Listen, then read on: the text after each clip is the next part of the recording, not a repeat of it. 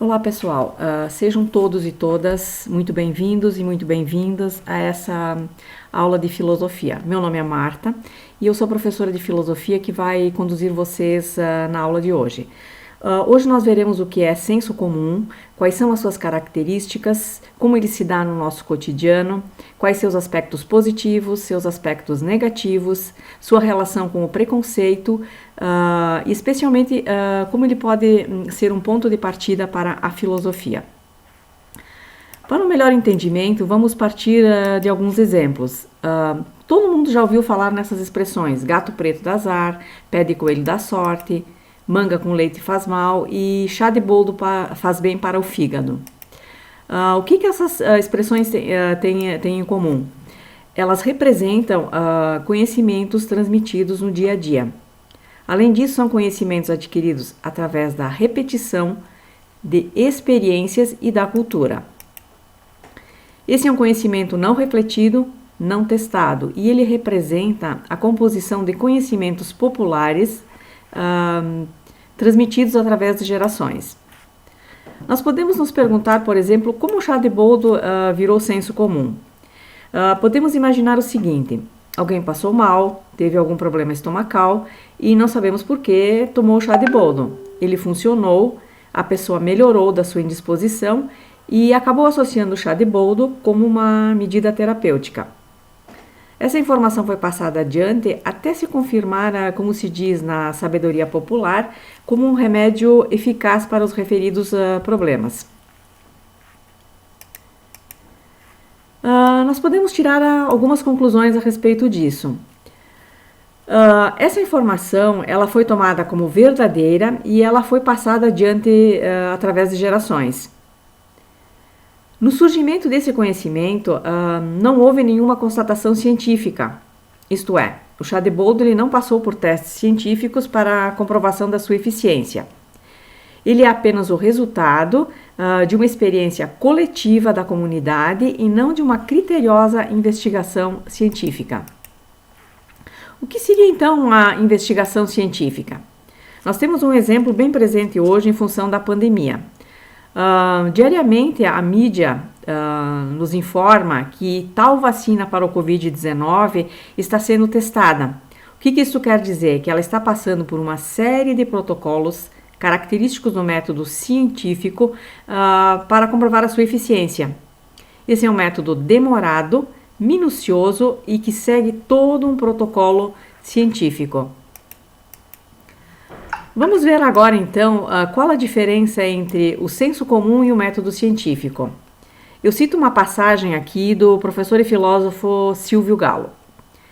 A ciência é um tipo de pensamento que investiga os fenômenos da natureza e cria conhecimento sobre ela por um processo de experimentação. É um conhecimento sistemático e metódico. Sistemático porque é organizado e procura relacionar as várias partes que compõem esse conhecimento, seguindo uma linha de raciocínio coerente. E metódico porque segue um determinado caminho previamente concebido. Um método para produzir esses conhecimentos, utilizando ferramentas adequadas para a obtenção de um resultado. E, no senso comum, não existe essa formalidade. Esse é o grande diferencial. Ele é apenas um conhecimento empírico, que está baseado nas experiências e tem origem nas necessidades humanas. Outra característica do senso comum é que ele é um saber, ele é um conhecimento que está presente em todas as comunidades, em todas as culturas. Por exemplo, em comunidades rurais e agrícolas é possível ainda hoje encontrar o pessoal que trabalha nesses locais orientarem o plantio de determinadas culturas através das fases da lua. Então esse é um tipo de conhecimento, de senso comum, que ele é vivenciado apenas naquele contexto, naquela comunidade. Fora daquele contexto ele não tem significado. Vamos aos aspectos positivos do senso comum.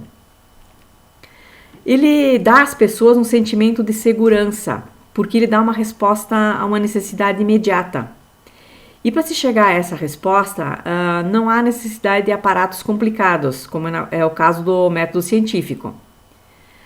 Também essa resposta ela está apoiada na sabedoria popular e ela adquire caráter de verdade e confiabilidade, pois as pessoas encontram apoio nos seus semelhantes, no grupo ao qual elas pertencem e com o qual elas se identificam. Na verdade, o que isso quer dizer? Que é sempre alguém próximo, alguém que a gente confia, que faz a indicação, por exemplo, no caso do senso comum do chá de boldo. E essas pessoas próximas, elas adquirem, elas nos passam confiabilidade. O conhecimento do senso comum também pode levar ao conhecimento científico e também ao fazer filosófico, passando pelo senso crítico. De acordo com o filósofo Sêneca, a filosofia tem a função de confirmar as ideias já presentes no senso comum. Isto é, a filosofia ela sempre parte de algum conhecimento já existente. O senso comum também pode ser um conhecimento compartilhado entre os sujeitos de forma criativa. E ele vem carregado de significados que sustentam as relações sociais. Isto é, as respostas, essas indicações a problema, necessidade, elas surgem de forma criativa e intuitiva e elas acabam aproximando os indivíduos. Outro aspecto também é que a partir de conhecimentos do senso comum, a ciência pode investir em pesquisas para solucionar problemas ou dificuldades que ocorrem no dia a dia das pessoas. Eu vou citar um exemplo que é o caso do uso do guaraná para em comunidades indígenas na Amazônia. Eu cito: muito antes de a farmacologia moderna desvendar cientificamente a ação da cafeína sobre o sistema nervoso central, especialmente seu efeito estimulante, as comunidades indígenas da Amazônia se beneficiavam das propriedades desta substância no alívio da fadiga, através do emprego do guaraná, sem necessariamente compreender sua composição química ou outras possibilidades terapêuticas. É mais um exemplo, como no caso do chá de boldo. É a intuição, é a experiência que vai levando ao resultado. Esse também é um exemplo da construção de um conhecimento compartilhado e com a finalidade de promover a saúde de uma comunidade. A gente não pode esquecer também que mesmo que a ciência tenha promovido, trazido inúmeras melhorias na vida das pessoas, por algumas dezenas de milhares de anos, a população mundial, os homens, sobreviveram sem a sua existência. E como os homens resolviam seus problemas naquelas épocas? Eles resolviam a partir desse conhecimento rudimentar, empírico, chamado senso comum. Mas o que é importante aqui é que a ciência e o senso comum têm o mesmo propósito, que é o de resolver problemas e questões que afligem o homem. E também eles respondem a uma necessidade de compreender o mundo a fim de que os indivíduos, os homens, possam viver melhor. A ciência faz isso através de métodos sofisticados e o senso comum através do seu método de experimentação, o método científico. Nós temos aqui de novo o chá de boldo como um exemplo que foi investigado pela ciência e que se chegou à conclusão de que ele realmente tem propriedades medicinais. Vamos agora aos aspectos negativos do senso comum. Ele adquire esse caráter negativo quando ele é utilizado de forma depreciativa, como algo sem validade e que precisa ser superado. E também, quando as pessoas, os indivíduos que detêm esse conhecimento, eles são chamados de ignorantes. E o mais importante aqui, que deve ser ressaltado, é quando o senso comum ele é associado ao preconceito. E nós podemos nos perguntar, quando que o senso comum alimenta o preconceito? Quando as pessoas adotam ideias preconcebidas e passam a julgar, rotular, classificar outras pessoas, atitudes, comportamentos apenas baseados em critérios excludentes.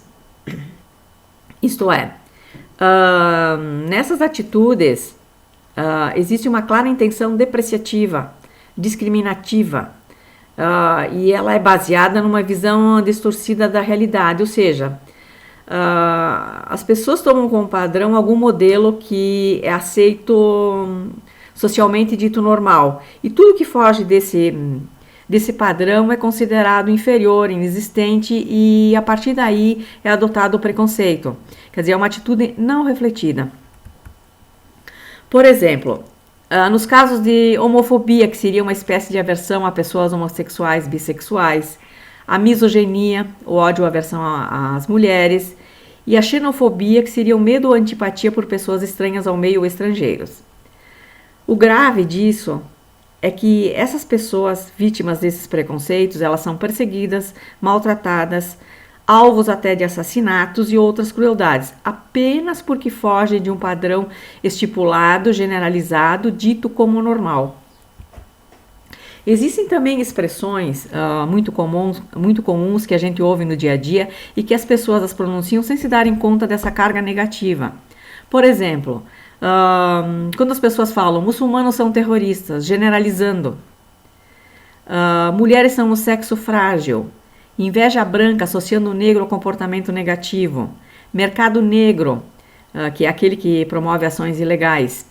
Novamente aqui a palavra negro, ela está sendo utilizada como sinônimo de algo ilícito.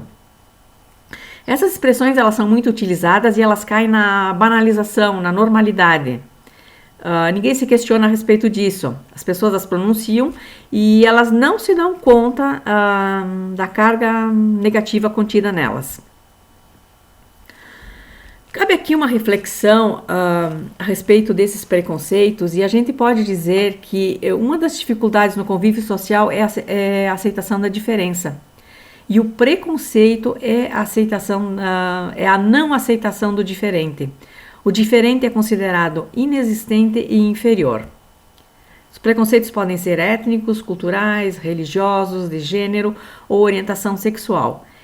E também a gente tem que ter presente que preconceito também é uma forma de violência, pois a violência ela não se define apenas no plano físico. No plano físico ela é apenas mais evidente. Eu sugiro a vocês um exercício de reflexão aqui. Que vocês pensem nos espaços que vocês frequentam, nas pessoas com quem vocês convivem, se existem esses tipos de fala, em que situações elas se dão. E prestem atenção em como vocês se sentem presenciando isso. Qual é o sentimento que vocês experienciam vendo, ouvindo essas expressões? Esse é um exercício que pode preparar vocês para o próximo tema, que será sobre senso crítico e o que ele tem a ver com a filosofia. Nós podemos concluir então que o senso comum ele é um tipo de conhecimento que pode ser útil em determinadas situações. Mas a gente não pode se contentar somente com ele, pois em outras situações a gente precisa de um saber mais sistematizado, que somente a filosofia e a ciência podem nos fornecer. Eu cito aqui uma passagem do professor e filósofo Silvio Galo a respeito. Se ficarmos presos a certos saberes do senso comum, não avançamos para um pensamento mais elaborado que pode nos descortinar todo um outro mundo. E também, não há filosofia sem um ponto de partida no senso comum, mas, ao mesmo tempo, se o pensamento permanecer no senso comum, não haverá filosofia. Bom, pessoal, eu desejo a vocês profundas e proveitosas reflexões e eu espero que vocês tenham conseguido entender quais as características do senso comum, como ele se dá no cotidiano, especialmente a sua relação com o preconceito, e eu aguardo vocês na próxima aula. Até lá!